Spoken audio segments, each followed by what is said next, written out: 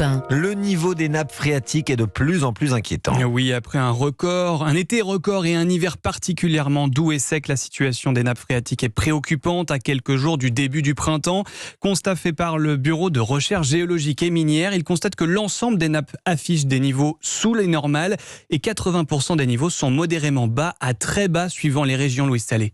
Oui, et c'est ce qui fait la particularité de cette année. Toutes les régions sont concernées. Violaine Brault est hydrogéologue au Bureau de recherche géologiques et minières. Ce qui est inédit, c'est pas d'avoir des niveaux bas à cette époque de l'année, on a déjà connu ça. C'est surtout d'avoir des niveaux bas sur l'ensemble de la France. Et là, on a vraiment des niveaux sous les normales sur l'ensemble de la France. On le rappelle, cet hiver est le 4e plus sec qu'a connu la France depuis les années 50.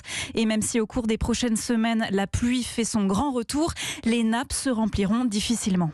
Alors la sécheresse de ce début d'année n'a pas impacté que les nappes, ça a aussi impacté les sols qui sont très secs. Les pluies qui vont s'infiltrer, elles vont d'abord permettre à réhumidifier les sols avant de réussir à s'infiltrer en profondeur. Et ensuite, la végétation va pas tarder à reprendre et à partir du moment où la végétation reprend, l'eau qui s'infiltre dans les sols est reprise par la végétation et a du mal à s'infiltrer en profondeur vers les nappes. Il faut donc économiser un maximum nos ressources en eau dès ce printemps en respectant les restrictions d'usage demandées par les préfets.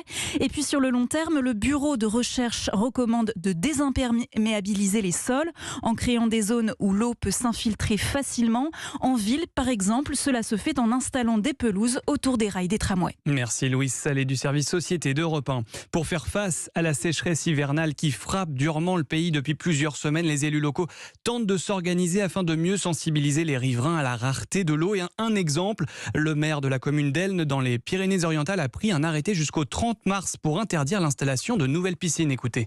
Je pense qu'il faut être solidaire. On interdit aux gens d'arroser leur potager.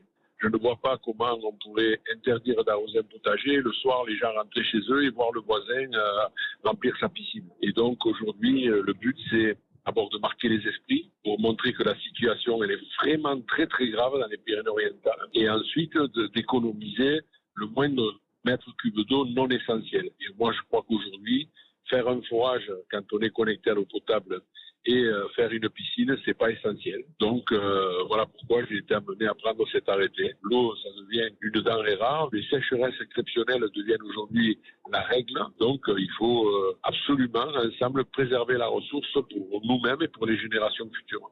Nicolas Garcia, le maire de la commune d'Elne, des propos recueillis par Clément Barguin pour Europe 1. Autre département très touché par le manque d'eau, les Alpes-Maritimes viennent d'être placées en alerte sécheresse jusqu'au 30 avril au moins. Et avec le réchauffement climatique, la sécheresse va-t-elle devenir la norme? Sujet à retrouver sur le site d'europe1.fr.